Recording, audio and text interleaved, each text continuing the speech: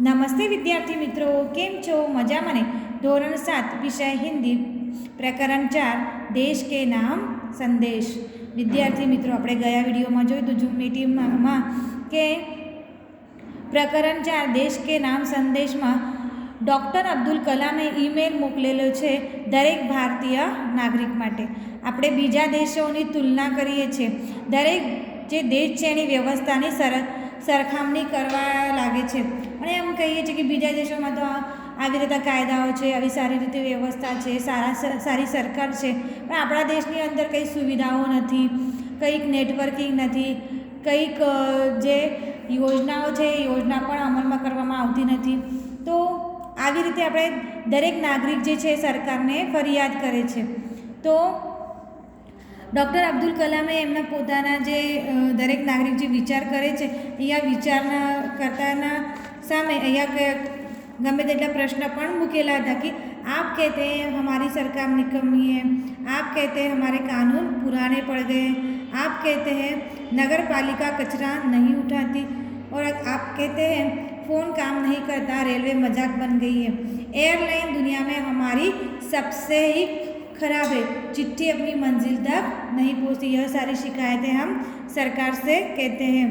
तो आगे देखिए, आज हमें पेज नंबर 22. आप कहते हैं, कहते रहते हैं और कहते ही रहते हैं, आपने इस बारे में क्या किया? તો આવી રીતે આપણે દર વખતે સરકારને ફરિયાદ કરીએ છીએ, શિકાયત કરતા હોય છે અને કહીએ છીએ અને કાયમ કહેતા રહીએ છીએ. તો આપણે એના માટે કંઈક વિચાર્યું છે કે કંઈક કર્તવ્ય અથવા જિમ્મેદારી ઉઠાવેલી છે? तो फिर राष्ट्रपति ने कहा, मान लीजिए एक व्यक्ति सिंगापुर जा रहा है, उसे अपना नाम दीजिए और उसे अपनी शक्ल भी दीजिए. शक्ल यानी सूरत, अपना चेहरा. तो आप जानते हो डॉक्टर अब्दुल कलाम ने आपको कहा है कि आप मान लो कि आप जो व्यक्ति हो जो सिंगापुर जा रहा है, सिंगापुर एक व्यक्ति जा रहे हो और उसकी शक्ल सूरत और आप ही हो यह समझकर उसके स्थान पर आप ही जा रहे हो, आप उसके स्थान पर रख लीजिए, इस व्यक्ति के स्थान पर आपको ही देखिए. तो आप क्या करेंगे आगे? आप दुनिया के सर्वश्रेष्ठ हवाई अड्डे पर उतरते हैं. सिंगापुर में आप अपनी सिगारेट का टुकड़ा सड़कों पर फेंकते हैं और स्टोर में खाते भी नहीं हैं. अगर आप सिंगापुर जा रहे हो, हमने कहा कि एक व्यक्ति जा रहा है, व्यक्ति के स्थान पर आप ही हो, पर आप ऐसे सर्वश्रेष्ठ हवाई अड्डे पर उतरते हो जहाँ सिगरेट का टुकड़ा हम सड़कों पर नहीं फेंक सकते, स्टोर में भी नहीं खा सकते. तो वहाँ हम एक आदर्श नागरिक बन जाते हैं. आपको उनकी भूमिगत संपर्क पर रश्क महसूस होता है. हम वहाँ की जो भूमिगत संपर्क है, अंतर जो આપણે કહીએ ને અંડરગ્રાઉન્ડ જે સુવિધાઓ હોય છે, ભૂમિગત એટલે જમીનની અંદરથી બધી સુવિધાઓ કરવામાં આવે છે, જે ઇલેક્ટ્રિસિટી હોય છે, ગટર લાઇન હોય છે, અથવા જે પણ ટેલિફોન અથવા નેટવર્કિંગની જે વાયરો હોય એ પણ ભૂમિગત હોય છે. તો આવી રીતે આપણે એમના જે સુવિધાઓ છે એમના ઉપર ઈર્ષા થાય છે, રસ મહેસૂસ હોના અને ઈર્ષા હોના. તો આવી રીતે આપણે બીજાની દેશની વ્યવસ્થા ઉપર આપણે ઈર્ષા કરીએ છીએ. आप शाम 5 से 8 बजे के बीच आर्चर्ड रोड पर कार चलाने का टोल टैक्स भी तकरीबन 8 रुपये भुगतान करते हैं. तो इस प्रकार हम दूसरे देशों में जरे बीच आर्चर्ड रोड पर कार चलाने का टोल टैक्स देते हैं, 8 रुपया भुगतान करते हैं. अगर पार्किंग में आपने निर्धारित समय से ज़्यादा गाड़ी खड़ी की तो हमें टिकट पंच भी कराना पड़ता है, लेकिन आप सिंगापुर में कुछ नहीं कहते हैं क्या? नहीं, क्योंकि वहाँ हम एक आदर्श नागरिक की भूमिका निभाते हैं. दुबई में आप रमज़ान के दिनों में सार्वजनिक रूप से कुछ भी खाने का साहस नहीं करते, जेहाद में बिना सिर ढके बाहर नहीं निकलते. तो दुबई में जिस प्रकार रमज़ान के दिनों के चल रहे होते तो सार्वजनिक रूप से यानी सार्वजनिक जगहों के पर हम कहाँ भी खाना नहीं खाने का साहस नहीं कर सकते, हम कुछ खाने की जहमत भी नहीं उठा सकते। और वहाँ जहद में यानी नमाज पढ़ने के लिए जब जाते हैं वहाँ सिर ढके हुए रहना पड़ता है। वॉशिंगटन में आप 55 मील प्रति घंटा से ऊपर गाड़ी चलाने की हिमाकत नहीं करते और पलटकर सिपाही से यह भी नहीं कहते हैं कि जानते हो मैं कौन हूँ, मैं फलाना हूँ, मैं फलाना मेरा बाप है। तो આપણે જાણીએ છીએ કે જ્યારે બીજા દેશોની અંદર જઈએ છીએ વોશિંગ્ટનની અંદર 55 मील प्रति घंटा के ऊपर गाड़ी चलाने की हिम्मत कोई नहीं कर सकता।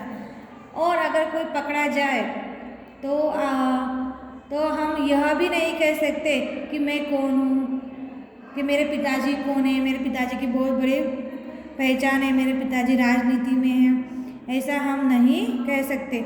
ऑस्ट्रेलिया और न्यूजीलैंड के समुद्र तटों पर आप खाली नारियल हवा में नहीं उछाल सकते। टोक्यो में आप सड़कों पर पान की पीक क्यों नहीं थूकते? बोस्टन में आप जाली योग्यता प्रमाण पत्र क्यों नहीं खरीदते? तो इस प्रकार हम दूसरे देशों में जब जाते हैं तो हम सड़कों पर पान की पीक नहीं थूक सकते। टोक्यो में, बोस्टन में आप अपने जाली प्रमाण पत्र जो डुप्लीकेट सर्टिफिकेट बनाते वो क्यों नहीं खरीद सकते? तो डॉक्टर कलाम जो बीच में ही आपको याद दिलाते हैं कि मैं आप ही के बारे में बात कर रहा हूँ। जी हाँ, आपके बारे में। आप एक अच्छे नागरिक बनकर, एक व्यक्ति बनकर सिंगापुर गए, वॉशिंगटन गए, दुबई गए और ऑस्ट्रेलिया, टोक्यो और बोस्टन जैसे शहरों में आप ही हो जो वहाँ के नियमों का पालन करके एक आदर्श नागरिक बनने की कोशिश करते हैं। लेकिन जब हमारे देश में आते हैं तो हमारी क्या व्यवस्था होती है? तो डॉक्टर कलाम आगे कहते, डॉक्टर कलाम कहते हैं आप दूसरों देशों की व्यवस्था का आदर और पालन कर सकते लेकिन अपनी व्यवस्था का नहीं। भारतीय धरती पर कदम रखते ही आप सिगारेट का टुकड़ा यहाँ वहाँ फेंकते हैं, कागज के पुर्जे उछाल कर फेंकते। यदि आप पराये देश में प्रशंसनीय नागरिक हो तो यहाँ भारत में आप ऐसा क्यों नहीं बन सकते? डॉक्टर कलाम ने मुंबई के पूर्व महानगर पालिका आयुक्त तिनायनकर के हवाले से कहा, अमीर लोग अपने कुत्तों को सड़कों पर घुमाने के लिए निकलते हैं और जहाँ तहाँ गंदगी बिखेर कर आ जाते हैं और फिर वही लोग सड़कों पर गंदगी के लिए प्रशासन पर दोष मढ़ते हैं। क्या वे उम्मीद करते हैं कि वे जब भी बाहर निकलेंगे तो एक अधिकारी झाड़ू लेकर उनके पीछे पीछे चलेगा? जब उनके कुत्तों की हाजत लगेगी तो वह एक कटोरा उसके पीछे लगाएंगे। तो विद्यार्थी मित्रों, જ્યારે આપણે આપણા દેશની અંદર પ્રવેશ કરીએ છીએ, બીજા દેશની અંદર તો આપણે એ લોકોના કાયદા કાનૂન અને વ્યવસ્થાનું પાલન કરીએ છીએ, પરંતુ જ્યારે આપણી દેશની અંદર આપણે આપણા ધરતી ઉપર પગ મૂકીએ તો આપણો વ્યવહાર અને જે આપણા વ્યવસ્થાનું આદર્શ કરવાનું જે એનું પાલન કરવાનું આપણે ભૂલી જતા હોય છે। તો આપણે તરત જ સિગારેટના ટુકડાઓ છે, કચરો જે ભેગો થયેલો તરત આપણે બધા જ્યાં ત્યાં નાખવા માંડો છો। તો આ એક સારા નાગરિક હોવાની આપણી પહેચાન છે। આપણી જે છે આપણા દેશની અંદર આપણે એક સારા નાગરિક બની શકતા નથી। તો એના માટે એક અહીંયા ઉદાહરણ આપેલું છે કે મુંબઈની અંદર તિનાયનકર જે નગરપાલિકાના આયુક્ત છે એમનું એક અહીંયા ઉદાહરણ આપેલું છે કે એ પોતાના કૂતરાને લઈને જ્યારે સડકો ઉપર નીકળે છે તો ગંદકી અહીંયા ત્યાં કરવાની છૂટછાટ આપે છે।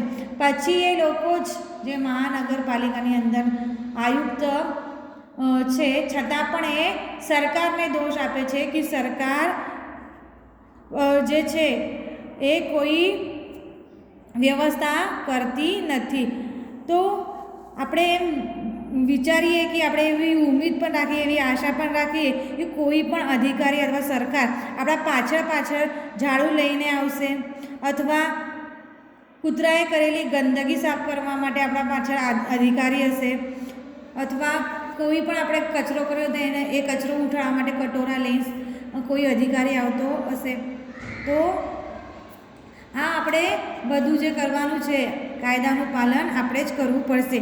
राष्ट्रपति ने मिसाल दी है कि अमेरिका और जापान में कुत्ते के मालिक को उसकी छोड़ी हुई गंदगी साफ करनी पड़ती है। फिर शासन व्यवस्था के बारे में डॉक्टर कलाम ने कहा है कि हम सरकार चुनने के लिए वोट डालने जाते हैं और अपनी सारी जिम्मेदारियां भी वही उलट आते हैं। हम आराम से बैठकर सोचते हैं कि अब हमारे नाज नखरे उठाए जाएंगे। हम सोचते हैं कि हमारा काम सरकार करेगी और हम फर्श पर पड़ा हुआ कचरा, रद्दी कागज़ भी उठाकर कूड़ेदान में डालने की जहमत तक नहीं उठाएंगे। रेलवे हमारे लिए साफ सुथरे बाथरूम देगी और उसे ठीक से इस्तेमाल करने के लिए हम नहीं सीखेंगे। डॉक्टर कलाम ने यह भी कहा है कि समाज की ज्वलंत समस्याओं पर हमारा ऐसा रवैया है कि हम ड्राइंग रूम में बैठकर दहेज के खिलाफ गला फाड़ते रहेंगे और अपने ही घर में इसका उल्टा करते हैं। और बहाना तो देखिए, पूरी व्यवस्था ही खराब है। अगर मैं अपने बेटे की शादी में दहेज नहीं लूँगा तो इससे कौन सा बड़ा फर्क पड़ जाएगा। तो विद्यार्थी मित्रों, डॉक्टर कलामे અહીંયા જે દરેક નાગરિકની સામાજિક જિમ્મેદારી ઉપર એક પ્રશ્ન પૂછેલો છે કે જ્યારે આપણે વોટિંગ કરવા જઈએ છીએ, મતદાન કરવા જઈએ છીએ, તો મતદાન કર્યા પછી આપણી કોઈ જિમ્મેદારી રહેતી નથી। આપણે મતદાન કરીએ તો એમ થાય છે કે આપણે જે પણ નાજ નખરે છે, જે પણ આપણા પ્રશ્ન છે એ કોણ ઝેલશે? તો સરકાર ઝેલશે। સરકારને જ બધું રેલવે સાફ સુથરી રાખવાની, પછી કૂડેદાન રાખવાના અને જ્યાં ત્યાં ગંદકી સાફ કરવાની, આ જે કામ છે એ બધું સરકાર જ કરશે, આપણું કોઈ ફરજ નથી। તો અહીંયા એક એમને સામાજિક ઉદાહરણ પણ આપેલું છે કે આપણે દહેજની જે પ્રથા છે, જ્યારે કોઈ પણ છોકરીનું લગ્ન થાય છે તો લગ્નની અંદર આપણે જે ગિફ્ટ વસ્તુ આપતા હોય છે, ભેટ વસ્તુ આપવામાં આવતી હોય છે, તેને દહેજ કહેવામાં આવે છે। તો એ દહેજ જે છે, આપણી છોકરીનું જ્યારે લગ્ન હોય તો આપણે સામેવાળા પક્ષના, વર પક્ષવાળા પણ આવી રીતે દહેજ માગતા હોય છે। તો આપણે સમાજની અંદર આપણે જ્યારે સામાજિક કાર્યની અંદર કાર્યક્રમો થાય છે ત્યારે ગળા ફાડી કહેતા કે દહેજ લેના પાપ હે, દેના પાપ હે। પરંતુ આપણે જ ઘરની અંદર જ્યારે આવી પરિસ્થિતિ આવે તો આપણે એ જ પરિસ્થિતિ ઉપર આપણે એને સ્વીકારી લેતા હોય છે અને એને પ્રોત્સાહન પણ આપતા હોય છે। राष्ट्रपति ने इस संदेश में पूछा है, इस व्यवस्था को कौन बदलेगा कौन? यह व्यवस्था है किसकी? आप आसानी से कह देंगे व्यवस्था में शामिल है हमारे पड़ोसी, आसपास के घर, अन्य शहर, अन्य समुदाय और सरकार। लेकिन मैं और आप कतई नहीं એટલે बिल्कुल नहीं। तो જ્યારે પણ વ્યવસ્થાની અંદર અથવા કાયદા કાનૂન અથવા કોઈ પણ યોજનાઓ ઘડવામાં આવે ત્યારે આ જે દેશના વિકાસ માટેની જે વ્યવસ્થા હોય તો આમાં કોણ જિમ્મેદાર હોય છે? આપણા આડોશી પાડોશી હોય છે કે શહેરોના લોકો હોય છે અથવા સામાજિક સમુદાયના લોકો હોય છે કે સરકાર? આ પ્રશ્ન આપણા માટે જ પૂછેલો છે। આ बिल्कुल नहीं। जब कुछ अच्छा करने की हमारी बारी आती है तो हम अपने परिवार को सुरक्षित कवच में घेर लेते हैं, दूसरे देशों की ओर निहारते हैं और इंतज़ार करते हैं कि कोई मिस्टर क्लीन आएगा और जादुई हाथों से चमत्कार करेगा। और ऐसा नहीं होता तो आप अपने देश को छोड़कर ही चल देते हैं। उन्होंने कहा है, हम अपने भय से भागकर अमेरिका जाएंगे, उनके गौरव का गुणगान करेंगे, व्यवस्था की प्रशंसा करेंगे और जब न्यूयॉर्क असुरक्षित हो जाएगा तो आप इंग्लैंड भाग जाएंगे। इंग्लैंड में बेरोजगारी होगी तो खाड़ी में चले जाएंगे। जब खाड़ी में युद्ध हो छिड़ जाएगा तो आप मांग करेंगे कि भारत सरकार हमें बचाकर घर ले आए। हर कोई देश को गाली देने के लिए तैयार है पर व्यवस्था में सकारात्मक योगदान के बारे में नहीं सोचता। क्या हमने अपनी आत्मा को पैसे के हाथों में गिरवी रख दिया है? डॉक्टर कलाम व्यवस्था में नागरिकों के सकारात्मक योगदान के लिए देशवासी को झकझोरकर कहते हैं। श्रेष्ठ नागरिक बनने की शुरुआत करने की अपील करते हुए संदेश में कहा है कि अगर आप वाकई संदेश से सहमत हैं तो इसे अपने 10 और साथियों को ईमेल से भेजिए। परिवार के सभी बड़ों को प्रणाम, मेरा प्रणाम, तुम्हारा मित्र किरण। किरण ने यह पत्र हर्ष को लिखा है। तो यहाँ राष्ट्रपति ने कहा है कि हम दूसरे देशों की व्यवस्था को देखते हैं और निहारते हैं तो हमें एक ऐसा लगता है कि हमारे देश भी ऐसा ही हो, हमारे देश में कोई मिस्टर क्लीन आ जाए जिससे हमारा देश स्वच्छ भारत बन जाए, कोई जादुई छड़ी हो और हमारे देश का सारे लोग गुणगान करते रहें, हमारी व्यवस्था की सभी लोग प्रशंसा करें। लेकिन जब ऐसा नहीं होता तो हम दूसरे देश में भाग जाते हैं हमारी आर्थिक स्थिति रोजगारी प्राप्त करने के हेतु। न्यूयॉर्क जाते हैं, अमेरिका जाते हैं और वहाँ बेरोजगारी खड़ी हो जाए तो हम खाड़ी में युद्ध छिड़ जाए तो फिर हम भारत सरकार को हमें बचा कर घर ले आ जाए ऐसी उम्मीद रखते हैं। विद्यार्थी मित्रों, આપણે જાણીએ છીએ કોરોના જેવી મહામારી આવી હતી ત્યારે ઘણા જે વિદેશી લોકો રહેતા હતા અમેરિકામાં, ચીનમાં અથવા ઇટાલીમાં, તો એ લોકોને પણ એવી રીતે જ પરિસ્થિતિ સર્જાઈ હતી જ્યારે ત્યાં કોરોના જેવી મહામારીથી ઘણા લોકો પીડિત હતા ત્યારે એ લોકો ભારત દેશ પાછા આવી ગયા હતા।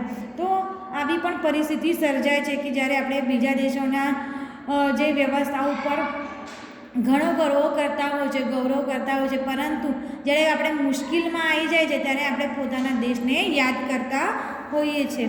તો અહીંયા રાષ્ટ્રપતિએ એક અપીલ કરી છે, એ બધા માટે એક વિનંતી કરેલી છે અને એમને એમ કીધું છે કે સાચી દિશાની અંદર તમારે આ જે પોતાનો સંદેશ એમને આપેલો છે સારો લાગ્યો હોય તો તમે પોતાના 10 સાથીઓને પાછળ આગળ મોકલવાનું છે કે સાચે આપણે એક આદર્શ નાગરિક બનાવવા માટે, આપણા દેશનો વિકાસ કરવા માટે, દેશની વ્યવસ્થા સુધારવા માટે આપણે પહેલાં એક સારા નાગરિક બનવાની જરૂરિયાત છે। પોતે એક જિમ્મેદારી સ્વીકારવી જોઈએ, દરેક જે વ્યવસ્થાનું છે પાલન કરવું જરૂરી છે।